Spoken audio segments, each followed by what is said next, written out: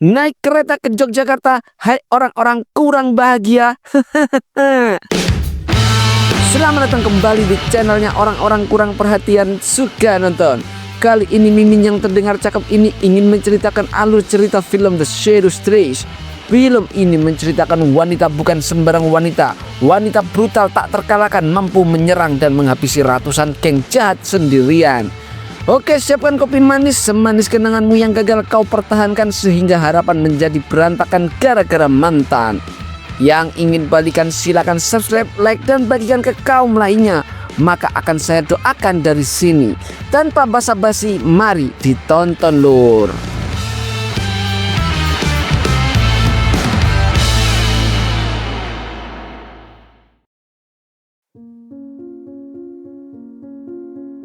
Seorang bos Yakuza terlihat gelisah di kediamannya yang dijaga ketat oleh ratusan penjaga siaga 24 jam.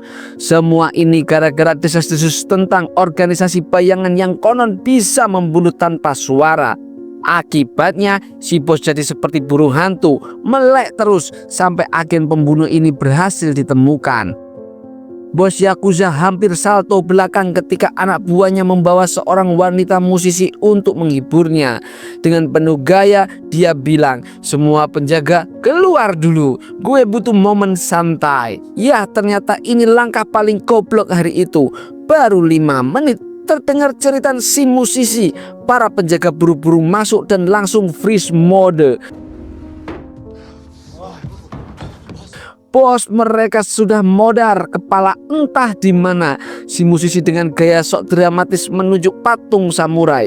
Dia di situ katanya. Tanpa pikir panjang mereka nembakin patung sampai debu berterbangan. Tiba-tiba si pemburu nongol di tengah mereka sambil nyengir, kayak bilang, "Siap-siap bro, ini baru pemanasan."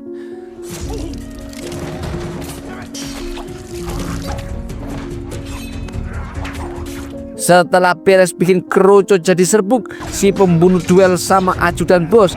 Tapi apes, dia malah gak sengaja nembak si musisi. Langsung nge-freeze sambil galau. Aduh, kue dosa banget ini. Ajudan yang cerdik langsung nyerang dan lumpuhin dia. Pas topengnya dibuka, si ajudan shock. Ternyata cewek lur. Belum kelar shock lampu mati. Bukan karena token habis, tapi karena rekannya muncul lebih brutal dan nyeremin. Rekan langsung bikin keributan, ngehabisin sisa penjaga kayak main game. Pas si ajudan merangkak keluar, dia lihat si rekan buka topeng dan senyumannya kayak bilang, "Mau tambah ronde."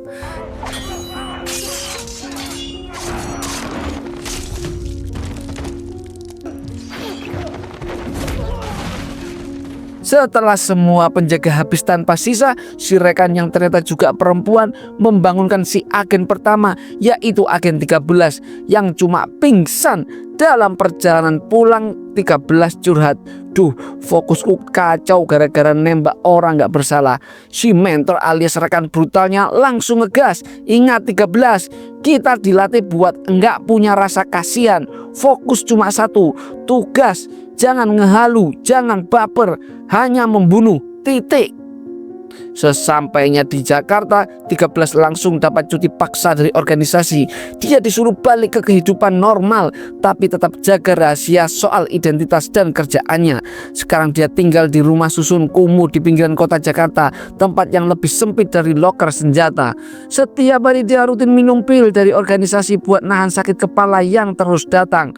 Perlu diketahui, 13 bukan satu-satunya agen pembunuh di organisasi ini. Ada banyak agen lain yang tersebar di seluruh dunia. Semuanya kehilangan masa lalu dan nama asli mereka. Nggak heran kalau 13 sering sakit kepala, efek samping dari cuci otak sejak kecil.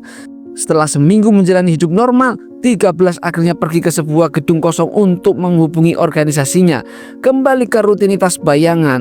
Namun bukannya dipanggil kembali bertugas, operator malah cuma bilang, "Jangan lupa minum pil dan tunggu instruksi selanjutnya." Dengan pasrah 13 pulang ke rumah susunnya. Saat naik tangga menuju kamar, dia melihat seorang bocah membantu ibunya yang terjatuh karena mabuk kecubung kayaknya. Sebentar hatinya tergerak untuk menolong, tapi dia memilih cuek. Gak usah ikut campur pikirnya. mencoba menjaga jarak dari kehidupan orang-orang di sekitarnya. Malam tiba, si bocah dan ibunya yang cuma berdua di rumah dipanggil sekelompok preman yang lagi ada masalah serius. Agen 13 ya lagi-lagi cuek, langsung tidur. Pagi-pagi dia bangun dan mendengar kabar kalau si ibu ditemukan tewas setelah dihajar sampai babak belur. Si bocah Monji jadi anak yatim piatu tanpa ada yang menemani. Singkat cerita, saat 13 lagi makan bakso di warung, tiba-tiba Monji datang dengan mata kelaparan memakan sisa makanan yang gak habis. Disitulah mereka berdua mulai berkenalan. Monji mulai bercerita tentang ibunya yang tewas dan menyebut nama seseorang, Haga, yang ternyata terlibat dalam kejadian itu. Tapi siapa si Haga ini? 13 nggak terlalu peduli. Yang jelas dia cuma ingin menghibur Monji. Akhirnya 13 ngajak Monji naik motor berkeliling dan sejenak melupakan kesedihannya. "Makasih ya kak," kata Monji senyum tipis meski hatinya masih penuh tanya. Keesokan paginya setelah mandi, Agen 13 mendapatkan pesan terima kasih dari Monji yang ditulis di selembaran kertas. Saat dia ingin menemui Monji, ternyata bocah itu sudah nggak ada di kamarnya. Sebagai gantinya muncul seseorang bernama Jeki, orang suruhan Haga yang datang mencari sesuatu di rumah Monji. Ternyata yang dia cari adalah narkoba dan uang yang dicuri oleh ibunya Monji.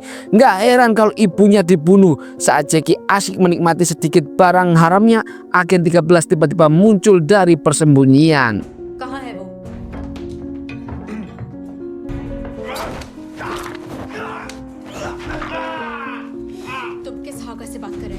Dalam perjalanan menuju tempat Haga, Agen 13 nggak mau ketinggalan untuk menggali info.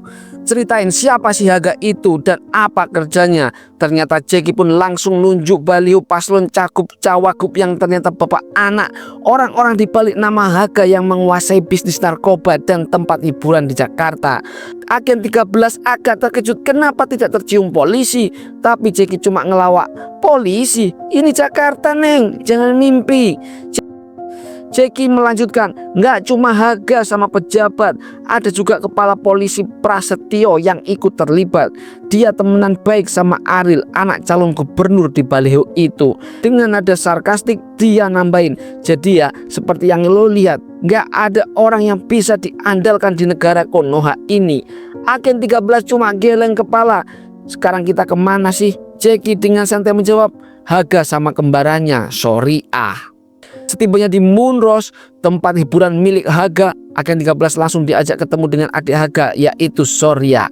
Ternyata Soria nggak jauh beda dari kakaknya, kejam dan cuma mikirin duit. Begitu dengar Agen 13 punya informasi penting, Soria langsung ngasih izin buat ketemu Haga langsung.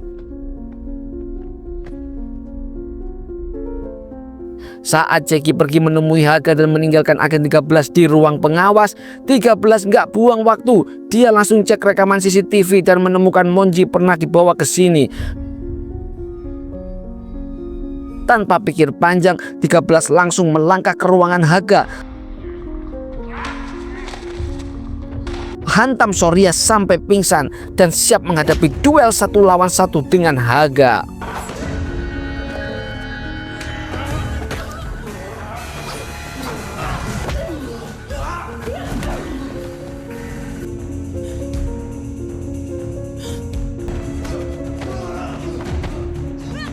Soria yang baru sadar nggak sengaja langsung nembak Haga, adiknya sendiri, dan langsung tewas.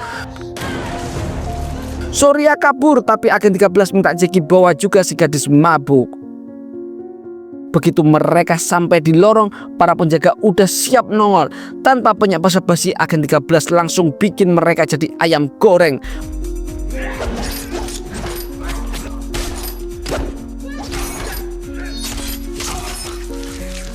Perkelahian membawa mereka ke diskotik, dan Soraya masih ngotot pingin balas dendam.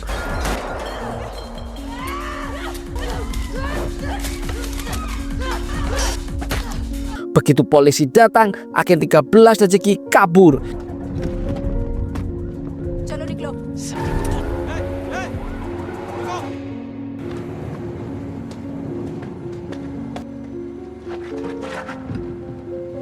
Di tempat lain, Prasetyo lagi interogasi kurir narkoba pakai cara-cara yang enggak manusiawi. Begitu dengar Haga mati, dia langsung datang dan nemuin sahabatnya udah jadi mayat. Langsung telepon Ariel, calon wakil gubernur yang asli kejamnya nggak ketulungan. Ariel sama bokapnya yang di Balio kelihatan baik banget, ternyata juga pengusaha gelap dan koruptor. Ariel stres banget, malah punya ruang tahanan di bawah rumahnya buat wanita acak. Monji jadi target berikutnya. Pras sama anak buahnya yang sekarang jadi penjahat datang ke rumah Jackie yang lagi ngurus neneknya yang sakit.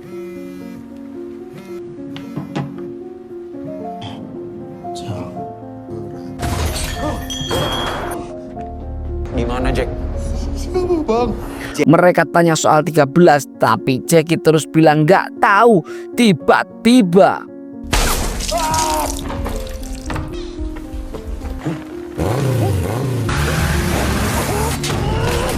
tembakan terdengar dan begitu anak buah Pras keluar, agen 13 nongol naik motor menghabisi semua anak buah Pras. Keributan kembali lagi, penuh adrenalin dan kekacauan.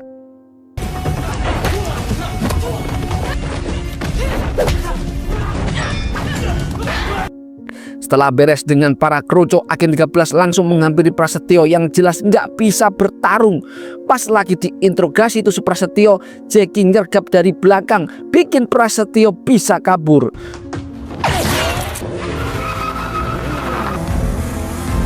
"13 langsung ngejar sampai akhirnya ke rumah mewah milik Ariel yang hasil korupsi.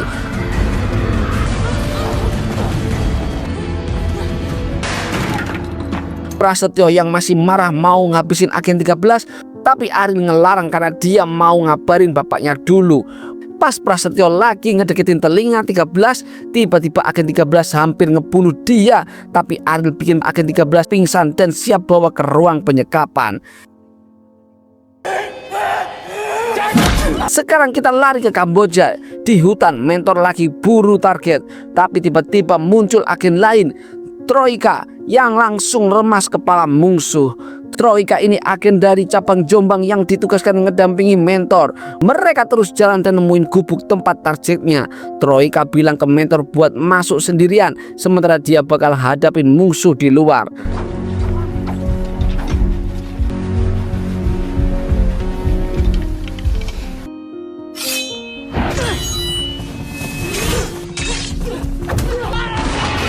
Targetnya jelas terlatih, jadi perkelahian nggak bisa dihindari.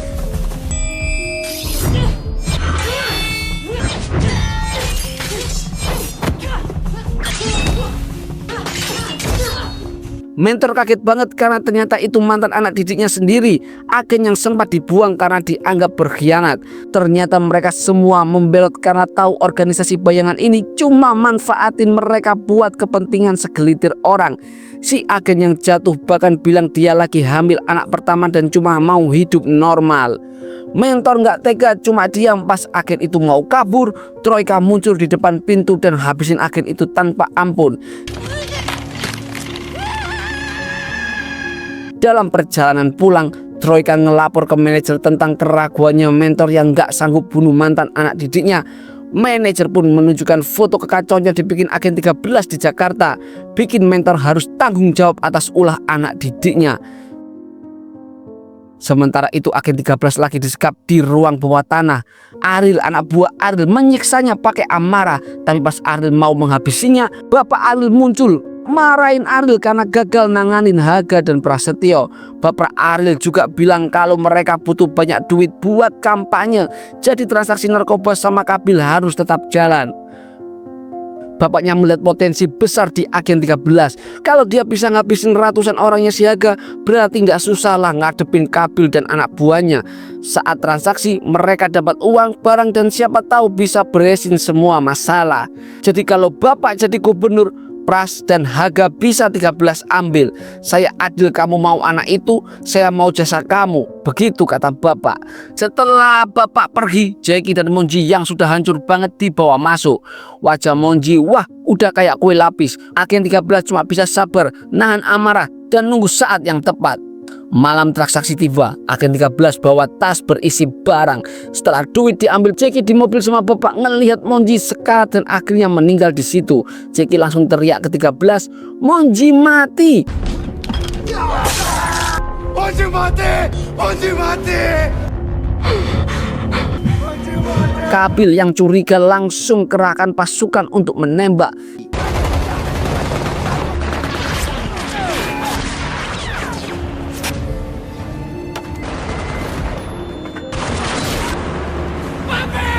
Gila, bapak malah dibunuh pasukan Kabil. Ariel yang panik langsung nembak sembarangan.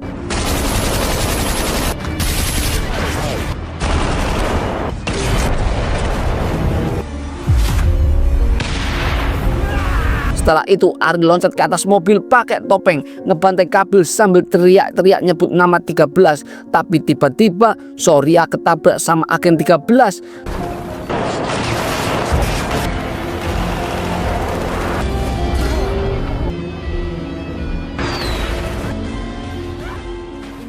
Dan yang tersisa cuma Ariel sama 13.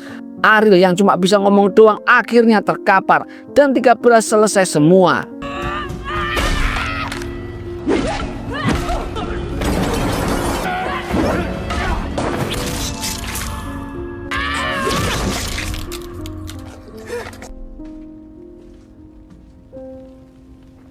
Setelah semuanya kelar, 13 Jackie dan Monji yang udah tewas cabut pakai mobil rusak.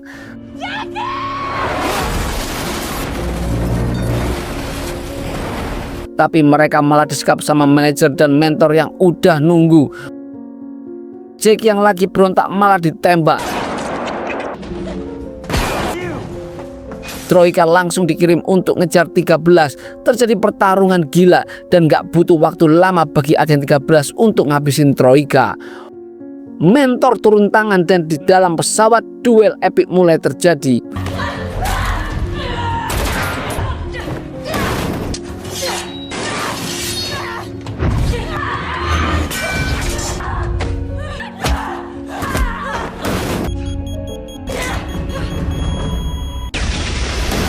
Ledakan, kekacauan, dan akhirnya mentor bangkit dan berniat ngabisin agen 13.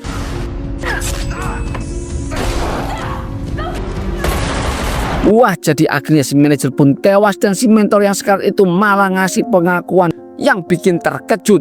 Ternyata mentor ini adalah ibu kandung agen 13 alias Nomi. Iya, sejak kecil Nomi dilatih jadi mesin pembunuh tanpa bisa punya kehidupan normal. Dan seperti yang dibilang agen hamil di hutan Kamboja, organisasi bayangan itu cuma pakai mereka buat tujuan gelap mereka. Nah, setelah beresin ibunya di pemakaman, Nomi yang lagi menurung tiba-tiba dihadang oleh agen 14, agen pemula yang pengen jadi agen 13 dengan ngabisin Nomi. Tapi belum sempat agen 14 ngelakuin apa-apa, muncul seorang berhelm hitam yang dengan mudah ngabisin pasukannya pakai granat. Siapa lagi kalau bukan Master Burai, agen senior sekaligus mentor ibu Nomi.